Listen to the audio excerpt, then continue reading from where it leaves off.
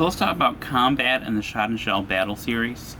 Depending on how you count, you can argue that there are 7 kinds of combat, but it's not as complicated as it sounds.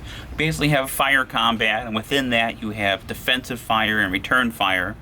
And then you have close combat, and a version of that is charge combat, which also has counter charge, and there are sharpshooters on top of it. But everything but the sharpshooters works in pretty much the same way, in that you have an attack strength that you calculate with very simple modifiers, and then you have a defense roll.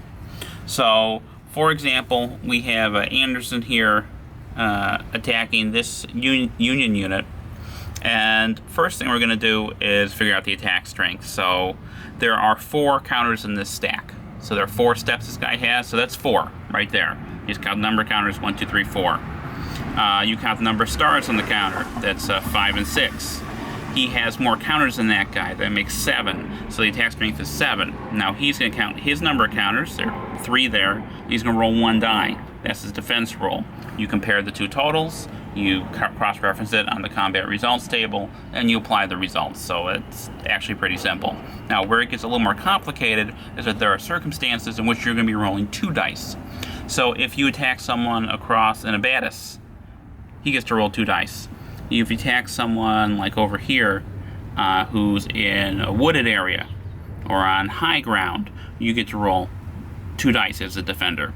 If you're entrenched, you roll 2 dice as a defender. If you are an artillery unit, you roll 2 dice as a defender. Now there are some ways to get around that, and one of the ways is to charge. So if you charge someone, first they get to perform defensive fire on you, and provided you don't get disrupted, you then attack sometimes with a modifier bonus, like this guy here is going to attack with a +2 to his total because he's charging, and he's only going to roll 1 die.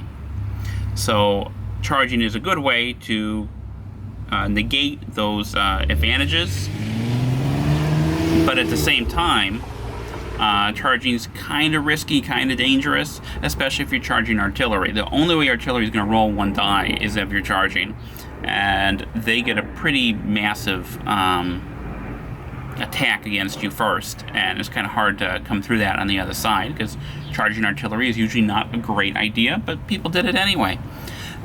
So that kind of is an overview of the way the basic combat system works. As you take step losses, you will remove counters. So say I take 2 step losses there, then he's down to 2 counters, and his attack strength therefore is diminished, and also his ability to withstand attacks by other units is diminished. So gradually you have this loss happening over time. Particularly if you're against artillery, you're going to suffer a lot of step losses at once possibly, which is not ideal. So that's basically how it works, and I'll talk about artillery a little bit in the next video, but that's it for now.